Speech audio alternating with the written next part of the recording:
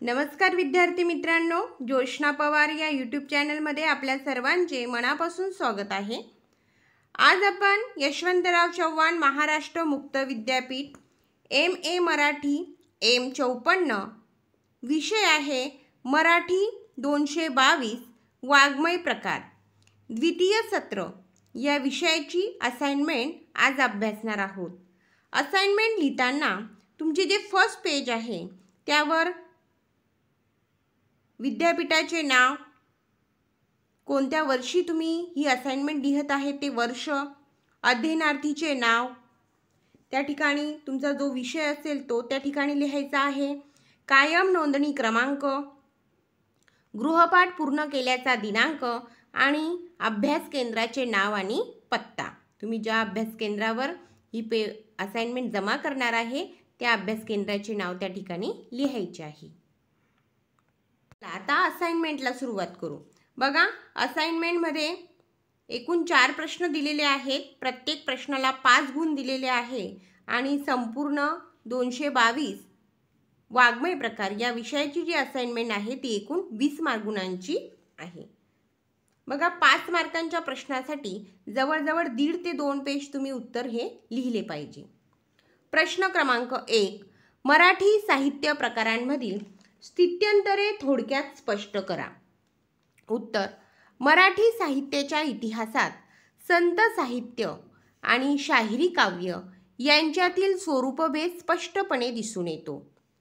संतांच्या अभंगाचा प्रभाव महाराष्ट्रातील खेड्यापाड्यातील बहुसंख्य समाजावर आधुनिक काळापर्यंत अगदी आजवर टिकून राहिला आहे। 13व्या शतकापासून साहित्य परंपरेत मध्यवर्ती स्थानी असलेल्या अभंगाच्या जागी 18व्या शतकात लावणे व पोवाडे यांची स्थापना झाली।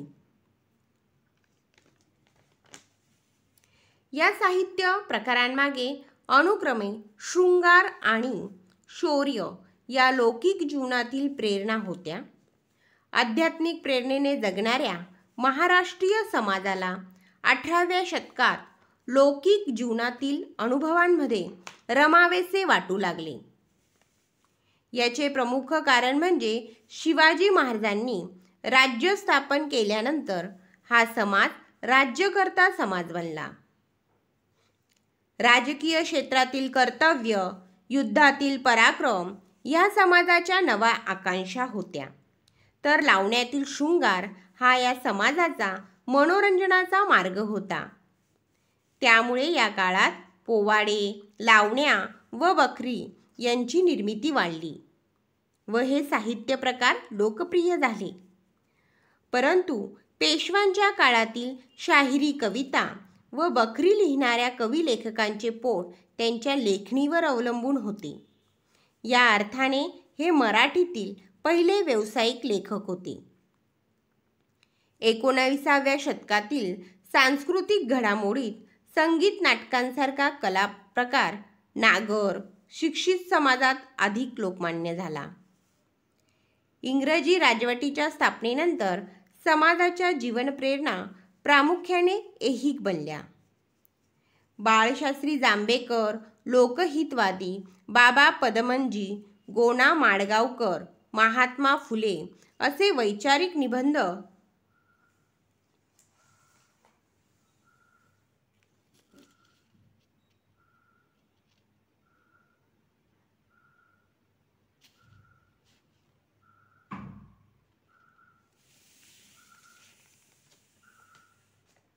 लिहिणाऱ्या लेखकांची मोठी मांदियाळी या काळात तयार झाली।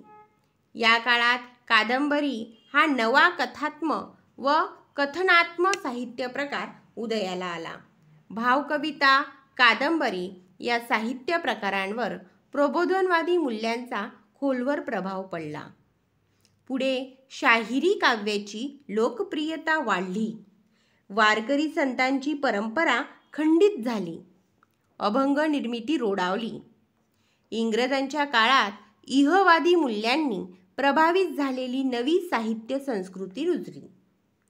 19व्या शतकात महात्मा फुले यांनी प्रबोधनवादी मूल्यांच्या आविष्कारासाठी अभंगाचा आकृतिबंध स्वीकारून त्याला अखंड असे नाव दिले.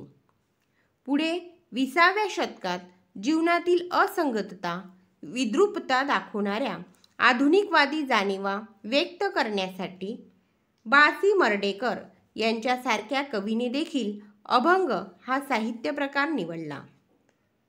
अशा प्रकारे आध्यात्मिक, प्रबोधनवादी आणि अस्तित्ववादी अशा 3 अगदी भिन्न आणि परस्पर विरोधी जाणीवा अभंग या एकाच साहित्य प्रकारातून अभिव्यक्त झाल्या.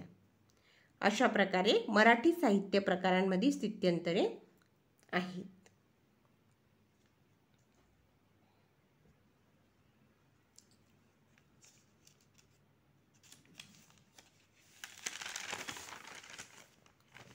प्रश्न क्रमांक 2. कादंबरी घटकांची चर्चा करा. उत्तर: घटना, प्रसंग, कथानक, पात्रे, वातावरण, निवेदक, निवेदनशैली, कथेतील काळ, अवकाश, भाषा, संवाद इत्यादी घटकांमधून कादंबरीचे रूप तयार होते. यापैकी कथानक, पात्रविचार, वातावरण, निवेदनशैली आणि भाषा या घटकांची प्रामुख्याने चर्चा करता येईल. पहिला कादंबरीमधील घटक आहे कथानक विचार. कादंबरीमध्ये काय सांगितले आहे हे सांगण्याजोगा मजकूर कोणता आहे या मजकुरास कथानक म्हणतात. कादंबरीमध्ये काय सांगितले आहे आणि सांगण्याजोगा मजकूर कोणता आहे या मजकुरास कथानक म्हणतात. कथानक हा एक प्रकारे कादंबरीचा मध्यवर्ती गाभा आशय म्हणता येईल. कथानकामध्ये कथाबीज अणिसूत असते. निवेदनातून, संवादातून आणि वर्तनातून कथानकाला गतिमान केले जाते. घटनांची व अनुभवांची शृंखला कथानक पुढे सरकवित असते.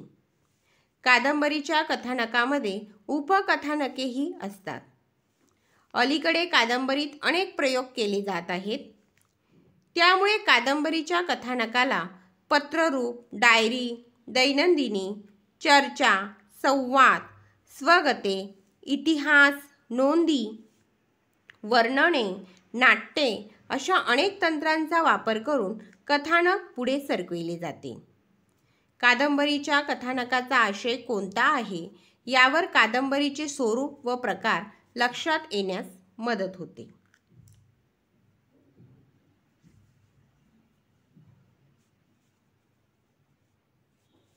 कादंबरीमधील दुसरा घटक आहे पात्रचित्रण, स्वभाव रेखाटन.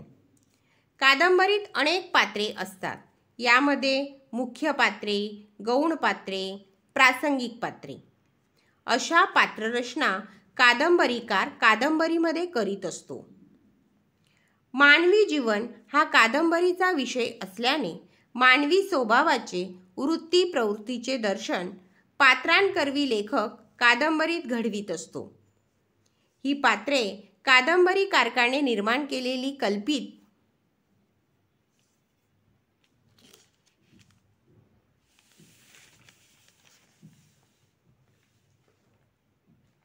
पात्रे असतात. माणसातील राग, लोभ, खेद, असूया, भीती, प्रेम इत्यादी भावनांचे चित्रणही पात्रांद्वारे कादंबरीकार अभिव्यक्त करीत असतो. तिसरा कादंबरी घटक आहे वातावरण घटक.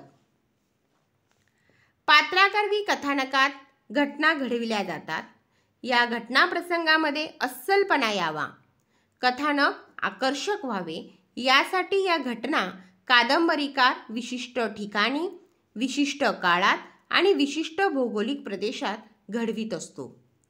यामुळे कादंबरीत भौगोलिक, ऐतिहासिक, पौराणिक, प्रादेशिक, सामाजिक अशी वातावरणाची ठिकाणे आहेत. कादंबरी कोणत्याही वातावरणात किंवा एकाच वेळी अनेक वातावरणात घडू शकते. कादंबरीसारखा व्यापक वाङ्मय प्रकार वातावरणाशिवाय घडू शकत नाही. पुढचा कादंबरीचा घटक आहे निवेदन. निवेदन म्हणजे कथन, कथन म्हणजे सांगणे. कादंबरी हा कथनात्मक साहित्य प्रकार असल्याने निवेदनाला अत्यंत महत्त्वाचे स्थान आहे. कादंबरी हा निवेदनप्रधान साहित्य प्रकार आहे. निवेदनाच्या अनेक पद्धती आहेत. प्रामुख्याने प्रथम पुरुषी निवेदन आणि तृतीय पुरुषी निवेदन या दोन महत्त्वाच्या निवेदन पद्धती आहेत. कधीकधी लेखक संवादात्मक निवेदन करतो. वर्णन, निवेदन, संवाद आणि भाष्य हे 4 घटक ही निवेदनात महत्त्वाचे ठरतात. त्यानंतर 5वा कादंबरी घटक आहे भाषा शैली. शैली या शब्दामुळे भाषेचा विचार कादंबरीत स्वतंत्रपणे करावा लागतो. कादंबरीत येणारी भाषा देश, काल, परिस्थिती, पात्रे, समूह या अनुषंगाने बदलत जाते. ग्रामीण, दलित, प्रादेशिक, आदिवासी, खानदेशी, माणदेशी, पुणेरी, महानगरी, वऱ्हाडी अशा प्रदेशानुसार व समूहानुसारही कादंबरी भाषांचा प्रत्यय येतो. अशा प्रकारे कादंबरी घटक आहेत. 5 घटक होते: कथानक, विचार, पात्र, चित्रण, वातावरण घटक, निवेदन आणि भाषाशैली.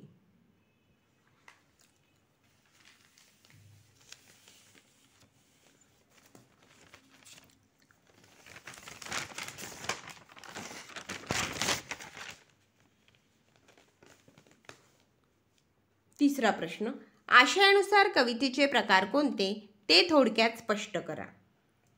उत्तर, आशयानुसार कवितेचे प्रकार खालीलप्रमाणे आहेत. 1. भावगीत. भावना व्यक्त करणारी कविता चालीवर गायली तर ती भावगीत होती. गायनानुकूलता हे ज्या कवितेचे वैशिष्ट्य ते भावगीत. ग. दी. माडगूळकर, मंगेश पाळगावकर, सुरेश भट, राजा बडे हे मराठीतले काही नामवंत भावगीतकार आहेत.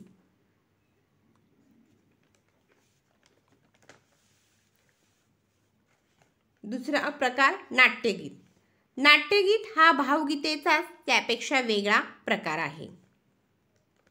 नाट्यगीत हे संवादात्मक असते. व्यक्तीच्या संवादामुळे कविता नाट्यात्मक बनते. तुझ्या गळा माझ्या गळा गुंफू मोत्यांच्या माळा ही भारा तांबे यांची कविता नाट्यगीत आहे. तिसरा प्रकार आहे सुनीत. आशयानुसार कवितेचा प्रकार. तिसरा प्रकार सुनीत.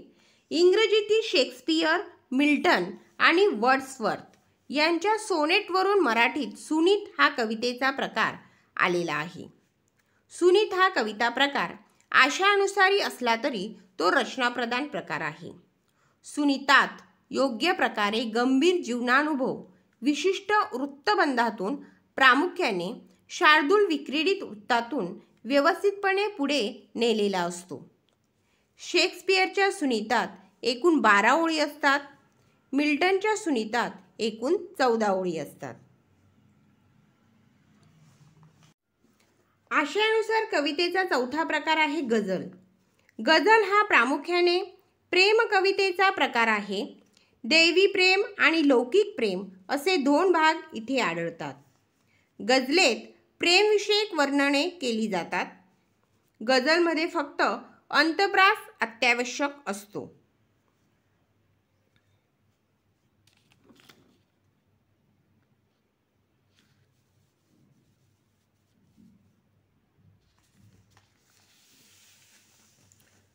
पुढचा प्रकार आहे हायकू. हायकू हा आपल्याकडे आलेला जपानी मुक्ती काव्य प्रकार आहे. हा आशयप्रधान तसाच रचनाप्रधानही प्रकार आहे. सर्वात लघुत्तम काव्य प्रकार म्हणून हायकूने जागतिक काव्यात आपले स्थान पटकावले आहे. हायकूमध्ये ऋतू आधारित चित्रे उमटवतात. प्रत्येक हायकूमध्ये एखादी तरी निसर्ग प्रतिमा असावीच लागते.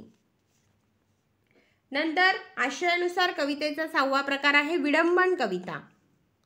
समाजात रूढ झालेल्या कवीच्या दृष्टीतील स्वार्थांध आत्मप्रौढी मिरवणाऱ्या नकारात्मक प्रवृत्तींचा अचूक वेध विडंबन कवितेत घेतला जातो.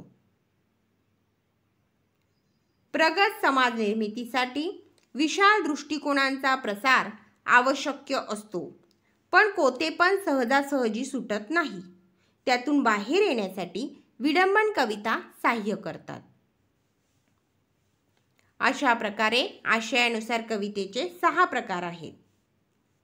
पहिला भावगीत, 2 नाट्यगीत, 3 सुनीत, 4 गझल, 5 हायकू आणि 6 नंबर विडंबन.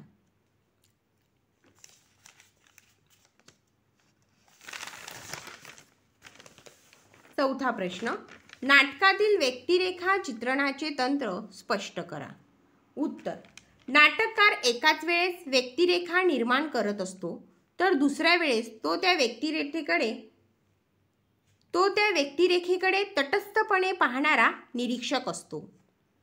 व्यक्तिरेखा ही शब्दांबरोबरच नाटकी कृतीतून उलगडत जाते. सर्वसाधारणतः पुढील प्रकारे व्यक्तिरेखा चित्र आपल्यापर्यंत उभे राहत असते. पहिले तंत्र, एखादे पात्र कसे दिसते, काय बोलते. एखाद्या पात्राच्या नाटकातील दिसण्यातून तो पुरुष, स्त्री अथवा अन्य लिंगी आहे हे समजते. व्यक्तीचा पोशाख, तिच्या विशिष्ट हालचाली, खास लकवी, बोलण्याची पद्धत यावरून व्यक्तीबद्दलचे एक मत वाचकाच्या मनात तयार होते. एखादे पात्र कोट आणि बुटात आणि दुसरे पात्र धोतर आणि पटक्यात असेल तर दोन्ही पात्रांची पार्श्वभूमी आपल्या लक्षात येते. त्याच्या बोलण्यावरून आणि भाषिक वैशिष्ट्यांवरून त्यांचे सामाजिक आणि कौटुंबिक संदर्भ लक्षात येतात. आवाजातील फरकाने किंवा बोलण्याच्या पद्धतीने त्या व्यक्तीच्या स्वभावाचा अंदाज आपल्याला येतो.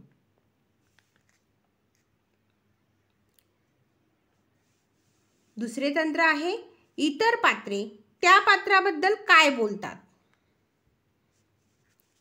नेहमीच्या व्यवहारात घडते त्याप्रमाणे इतर व्यक्तीच्या मतावरूनही वाचक एखाद्या पात्राबद्दलचे मत ठरवत असतात. लोकपरंपरेतून येणाऱ्या नाटकात सूत्रधार वा विदूषक एखाद्या पात्राची ओळख करून देत असतो. एखादे पात्र रंगमंचावर येण्याआधी गमतीशीर तऱ्हेने सोंगाड्याने त्याच्याबद्दल बोलणे हे सर्वांना माहीतच असते. मुक्त नाट्यविष्कारात सुद्धा एखादे पात्र स्वतःची ओळख करून देता देता दुसऱ्या पात्रांचीही ओळख करून देत असते.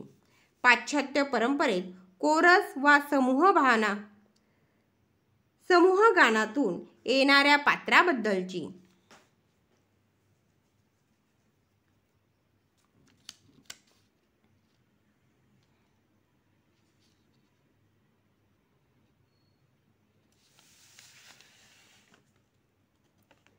सूचना दिली जाते. त्याचबरोबर ते पात्र कसे आहे याबद्दल सूचक भाष्य केले जाते. तिसरे तंत्र आहे पात्राची कृती. प्रथमदर्शी कृतीतून पात्राची व्यावसायिक वा सामाजिक ओळख होते. नाटकीय चौकटीत व्यक्तीचा सामाजिक, शैक्षणिक, राजकीय पार्श्वभूमी कळत असताना त्याचे वय, वृत्ती आणि नाटकातील अन्य व्यक्तिरेखांशी असलेला संबंध स्पष्ट होतो. कृती फक्त रंगमंचीय दिसण्यापुरतीच राहत नाही. नाटक ज्या संदर्भात घडते त्याच्या पार्श्वभूमीवर कृती विशिष्ट असे राजकीय वा सामाजिक भाष्य करीत असते.